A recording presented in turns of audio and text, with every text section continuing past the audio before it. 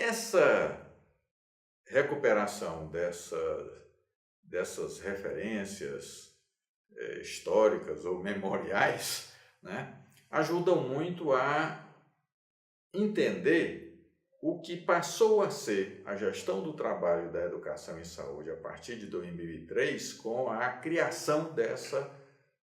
Secretaria do Ministério da Saúde. Ou seja, na minha interpretação, a criação da secretaria simplesmente instaurou, sistematizou, organizou, deu lugar na estrutura do Ministério a uma série de processos e movimentos que têm uma história anterior, têm uma construção que remonta pelo menos meados ou início da década de 70, né? E a partir daí, embora com certas dificuldades e com limitações que não são próprias da secretaria, mas eu interpreto muito mais como próprias do desenvolvimento institucional do Sistema Único de Saúde e da sua instância central de coordenação, que é o Ministério da Saúde. Ou seja, repetindo, eu acho que as limitações e dificuldades da secretaria não são próprias da Secretaria de Gestão do Trabalho, da Educação e Saúde. Eu vou usar agora em diante a sigla da SEGEDS. Elas fazem parte do que é a história do Ministério como um todo. Quando eu digo que esta secretaria, ela deu visibilidade e deu uma organização institucional a esses dois processos de gestão do trabalho e gestão da educação e saúde, com um exemplo assim radical e que para mim é absolutamente convincente. Essa secretaria passou a ter um orçamento, digamos assim, eu diria que centenas de vezes maior do que o órgão que existia antes dela,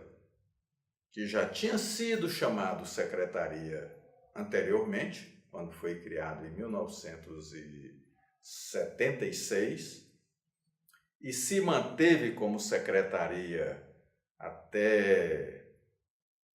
mais ou menos, acho que foi na época do governo Collor que essa secretaria foi extinta. Passou inclusive um período em que simplesmente, nos primeiros anos da gestão do Ministério da Saúde no governo Collor, essa função foi mantida por um grupo de pessoas que continuou exercendo esse papel e graças muito ao apoio da equipe da OPAS, que estava inteiramente entrosada com essa equipe da chamada Secretaria de Recursos Humanos, até que algum tempo depois, aí por volta, se não me engano, de 94, 95, esta estrutura que tinha sido uma secretaria foi recuperada sob a designação de Coordenação Geral de Recursos Humanos em Saúde. E persistiu como tal até a criação da Secretaria de Gestão do Trabalho, da Educação e Saúde na reforma do Ministério em 2003. Então, se a gente pegar o que era o orçamento e a equipe desta coordenação antes e depois desta reforma que criou a SEGEDS, a diferença é da casa de centenas. Agora, quando se fala em orçamento dentro do governo é uma coisa que se aparece num lugar, saiu de outro. Não existe como você, como diz o ditado popular, dinheiro não cai do céu. O orçamento da SEGETS foi a reunião dos recursos que as dezenas de unidades do Ministério da Saúde que cuidavam das dezenas, e eram dezenas mesmo, o Ministério tinha cerca de 40 programas ou mais, 40 e poucos programas de saúde, que eram todos programas prioritários, importantes, saúde da mulher, saúde da criança, saúde não sei de quê, indígena, 40 pequenos orçamentos para capacitação de suas equipes na estrutura central do Ministério e nos seus órgãos descentralizados, as delegacias federais e as unidades ou superintendências da Fundação CESP. Em 1990, com a unificação do Ministério da Saúde e do INAMPS, o orçamento desses programas foi, digamos assim, turbinado, ampliado, tonificado com o orçamento do INAMPS, que era muito grande em relação ao orçamento do Ministério da Saúde. Então, esses programas, durante 10 a 12 anos, eles passaram a ter uma visibilidade e uma importância muito grande.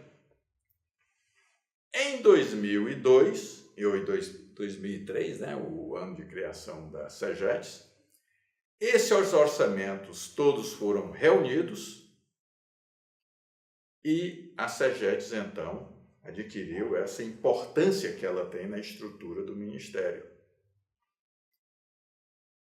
O paradoxo é que, embora ela tenha sido criada como Secretaria de Gestão do Trabalho e da Educação em Saúde, e dentro do componente de gestão do trabalho, que foi criado como um departamento, como é ainda hoje, Departamento de Gestão e Regulação do Trabalho em Saúde, esta função manteve as mesmas características históricas da área da chamada Secretaria de Recursos Humanos do Ministério da Saúde, de dar assessoria, de dar colaboração às secretarias estaduais e municipais de saúde. Porque a administração de pessoal próprio do Ministério da Saúde e os recursos e as equipes para administrar o pessoal do Ministério da Saúde, que com o tempo foi encolhendo, mas quando houve a unificação do Ministério da Saúde com o Ministério, com o INAMPS, esse quantitativo de pessoal só de ativos chegava a mais de 200 mil pessoas. Aí foi encolhendo com as aposentadorias, que não foram substituídas, com cedência de pessoal do antigo INAMPS e da própria estrutura do Ministério para outros órgãos novos do Ministério da Saúde. Dois casos importantes são as duas agências que foram criadas, a Agência Nacional de Saúde e a Agência Nacional de Vigilância Sanitária. Outras pessoas foram para outros órgãos do governo, outros foram para o sucedâneo da Fundação CESP, que passou a ser a Fundação Nacional de Saúde, né? Mas o fato é que o Departamento de Gestão do Trabalho, de Gestão e Regulação do Trabalho em Saúde, além de manter essa dificuldade que eu referi logo no início, de por que separar a função de gestão do trabalho e gestão da educação, ainda tinha essa limitação de o que eu vou fazer da agora para frente. E se concentrou numa coisa que tinha muito sentido no conjunto das novas ideias sobre a gestão do trabalho, não só no setor público, mas principalmente no setor privado, e que já vinha sendo adotado em outras instâncias da administração pública, que era a negociação do trabalho, a implantação de mesas de negociação. Assunto que já era tratado, já fazia parte do currículo do curso de gestores desde que ele foi criado em meados da década de 80. E formalizado na fase em que esse curso de gestores passou a ser um curso de especialização. Quer dizer, é só ver o livro, que é o documento de base desse curso de especialização, que ele tem não só textos, como tem exercícios sobre esse tema da negociação do trabalho em saúde. Então, essa foi uma função importante que foi assumida por esse departamento e que não era, e que era totalmente desconhecida, não só no Ministério da Saúde, como nas Secretarias de Saúde até 2003. Então, esse é um fato importante. As outras coisas sobre gestão do trabalho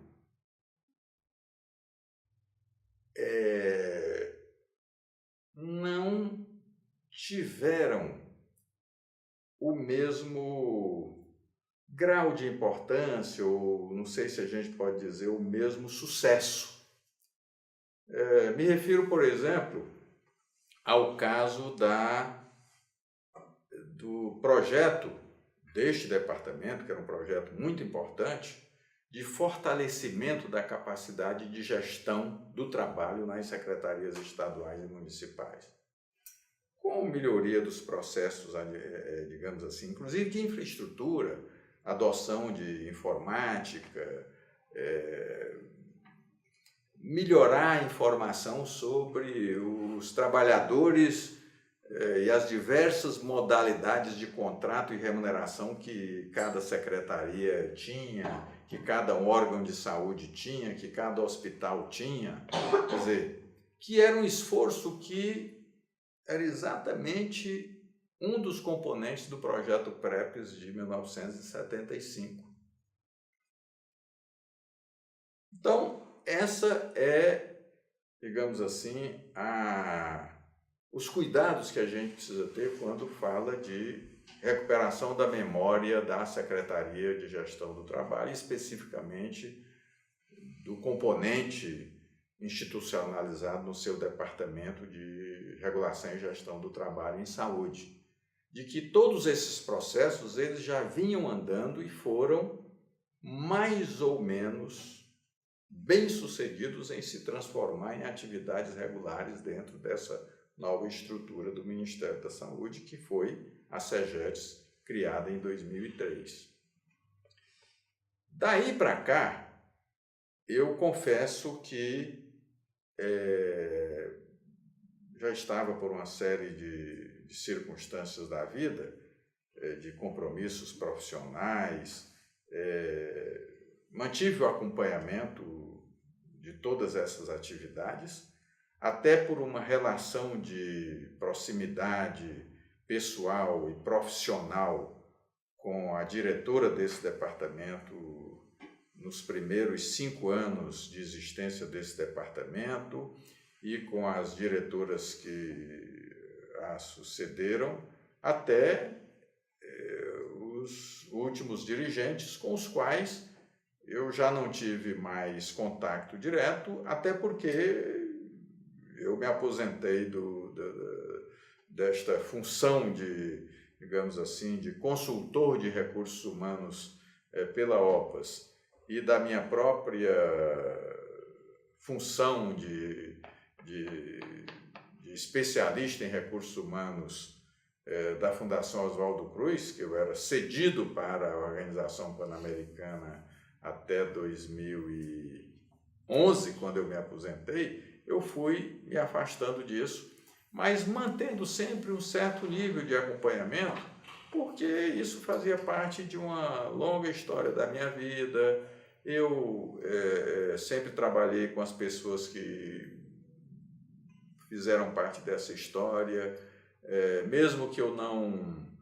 fizesse parte de decisões ou de coisa, em reuniões, em encontros, eu sempre recebia ou até buscava informações, e com o meu vínculo como pesquisador do Observatório de Recursos Humanos aqui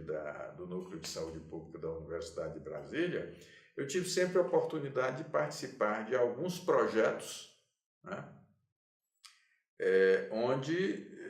esse tema era o objeto da pesquisa encomendada pelo Ministério da Saúde mediante contrato ou consultoria do Observatório com o Ministério da Saúde, né? De forma mais específica, nos últimos anos, quer dizer, já há quase 10 anos, eu me dediquei muito a um trabalho sobre as equipes de atenção primária, ou especificamente a equipe de saúde da família, a gestão e a composição e as características do trabalho na equipe de saúde da família, e mais recentemente com esse projeto de recuperação da memória da gestão do trabalho em saúde, que eu louvo como sendo uma iniciativa meritória do departamento, e porque eu acho que é não só uma contribuição para um tema que é pouco conhecido, mas ele deve apresentar resultados que eu espero que estimulem o desenvolvimento de novas pesquisas, de novos olhares,